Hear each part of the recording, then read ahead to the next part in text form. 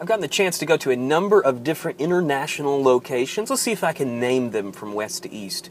United States, Mexico, Britain, Germany, Ukraine, Latvia, China, India, Thailand, Japan. I think that's it.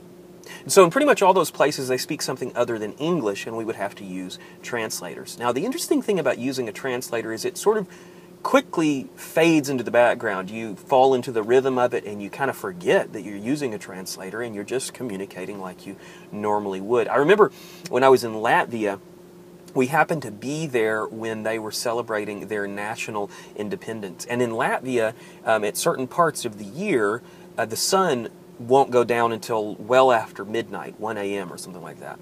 And so they were having this late night festival to celebrate Latvian independence. They brought in this band that was like an American country style band that would sing Latvian songs.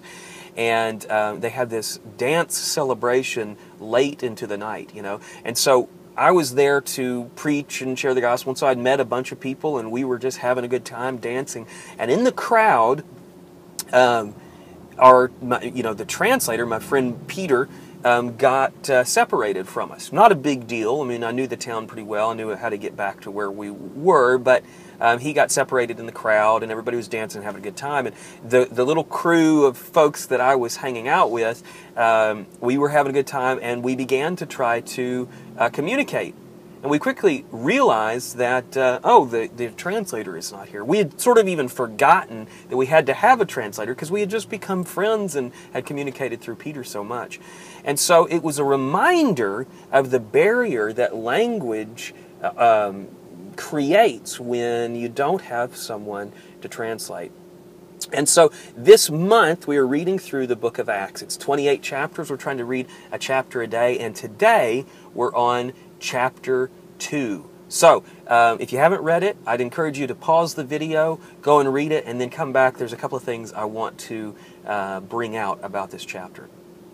So, if you're still watching, I'm assuming that means you've read chapter 2, and you'll probably agree some really interesting things happen in this chapter.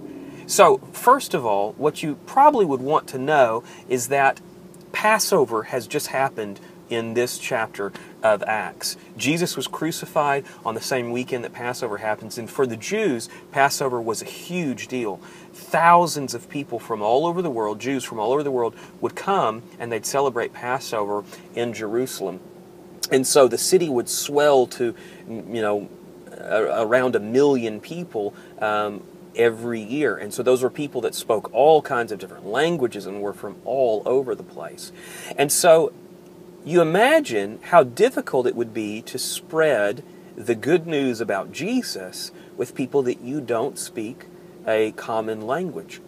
And so in the first chapter of Acts, we saw that Jesus promised the Holy Spirit, but I imagine that the apostles had no idea the miraculous happenings that would follow when the Holy Spirit was given. So in chapter 2, the Holy Spirit is given to the apostles, and the first thing that happens is that language barrier is just destroyed. It says that when the Spirit came, there was something like tongues of fire that would float over the speakers' heads, the people that were speaking, and they would speak in languages that people from all over the world could understand. So you can imagine how this miracle would prepare the way for the message. Yesterday we talked about how we're going to see this pattern all through Acts, this pattern of a miracle and then a message. And this is no exception. There's a miracle where language is taken away as a barrier, and then the message is able to be talked about. And so it gives Peter this opportunity to tell the people about Jesus. And it is in no uncertain terms that Peter talks about there's a helicopter taking off right behind me. I'm near the hospital. I don't know if you can see it. Anyways, that's pretty cool. So Peter gets this opportunity to talk about Jesus and the good news about Jesus through this miraculous happening. And when he does, people begin to respond.